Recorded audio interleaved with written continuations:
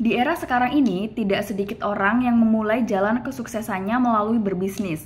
Menurut statistik entrepreneur, pada tahun 2023 terdapat 582 juta wirausaha. Hampir 5,1 bisnis baru dimulai di Australia pada tahun 2022. Pada tahun 2020 terdapat 274 juta wirausaha perempuan di seluruh dunia. Di Indonesia sendiri, menurut Menteri Koperasi dan UKM, Menkop UKM, Teten Mas Duki, jumlah pengusaha di Indonesia sangat besar, yakni mencapai 64 juta pelaku. Etika dalam praktik bisnis merupakan landasan fundamental yang sehat dan berkelanjutan. Materi ini akan mengupas tuntas tentang etika dalam praktik bisnis, mulai dari definisi, prinsip-prinsip, hingga penerapannya dalam berbagai aspek bisnis. Oke, sebelumnya, perkenalkan, nama saya Katarina Ovimaita dengan NPM 235105104 dari Prodi D3 Perpajakan semester 2. Yang pertama, apa sih definisi etika bisnis?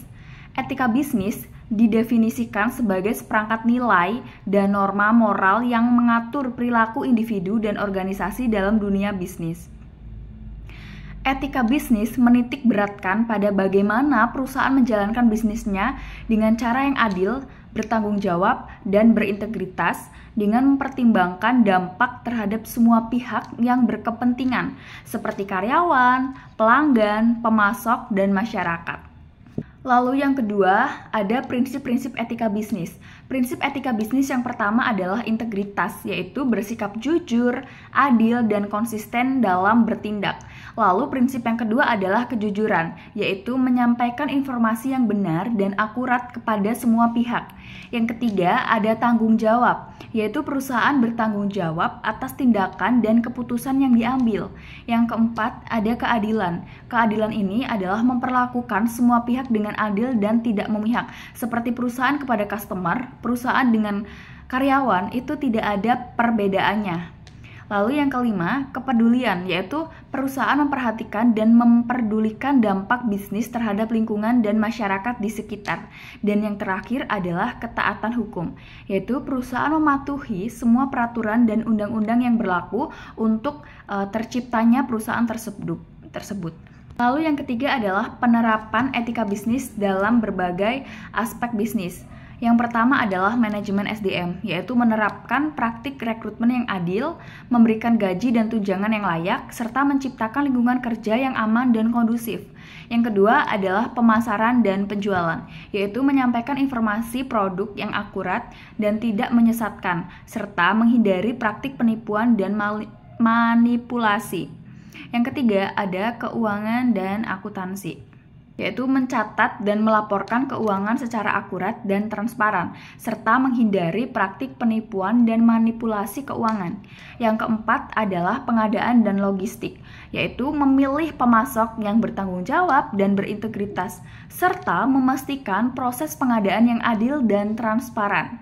Yang kelima ada lingkungan hidup, yaitu mengelola dampak lingkungan dari kegiatan bisnis dengan bertanggung jawab dan berkelanjutan.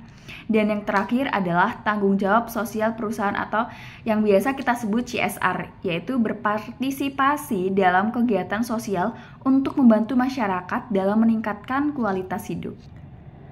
Lalu apa sih manfaat penerapan etika bisnis? Yang pertama akan meningkatkan kepercayaan dan reputasi perusahaan. Ketika kita menerapkan etika yang baik, maka customer pun akan percaya kepada perusahaan kita dan perusahaan kita pun akan meningkat reputasinya. Lalu yang kedua, meningkatkan loyalitas pelanggan dan karyawan. Ketika kita menggunakan etika bisnis yang tepat, sesuai aturan, sesuai etika yang berlaku, itu karyawan dan pelanggan pun akan lebih loyal kepada kita karena kita tidak melanggar aturan-aturan yang berlaku gitu. Yang ketiga, meningkatkan nilai investasi perusahaan. Nah, ketika perusahaan sudah dipercaya, etikanya bagus, maka investasinya pun akan meningkat gitu. Yang keempat adalah mencegah resiko hukum dan denda. Karena kita patuh terhadap etika yang berlaku, hukum yang berlaku, maka itu akan mencegah resiko hukum dan denda. Dan yang terakhir adalah menciptakan lingkungan bisnis yang sehat dan berkelanjutan. Ketika kita sudah mematuhi peraturan yang ada, menggunakan etika yang ada, maka lingkungan bisnis kita pun akan sehat dan berkelanjutan dan tidak stuck di situ saja ataupun malah mati gitu. Lalu apa sih tantangan dalam penerapan etika bisnis? Yang pertama adalah persaingan yang ketat.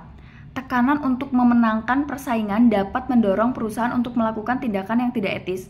Ini kenapa? Karena dengan persaingan yang ketat biasanya ada beberapa perusahaan yang tidak melakukan etika yang etis gitu, tidak menerapkan etika atau aturan yang etis karena dia mengutamakan persaingannya. Karena persaingan itu tuh sangat ketat. Lalu yang kedua adalah budaya perusahaan. Budaya perusahaan yang tidak mendukung etika bisnis dapat menjadi hambatan dalam penerapannya. Jadi pentingnya kita membangun budaya yang sehat itu supaya etika bisnis di perusahaan kita, di bisnis kita pun sejalan dengan budayanya gitu. Jadi tidak melenceng gitu, tidak bertabrakan seperti itu. Lalu yang ketiga adalah kurangnya kesadaran. Kurangnya kesadaran tentang pentingnya etika bisnis dapat menyebabkan pelanggaran etika. Jadi kita sebagai karyawan atau mungkin kita sebagai owner harus peka terhadap etika, hukum, aturan yang ada di bisnis kita, di perusahaan kita. Kita harus tahu dulu tuh peraturannya seperti apa, supaya kita tuh sadar dan tidak melanggar etika tersebut. Seperti itu. Selanjutnya ada strategi penerapan etika bisnis yang efektif.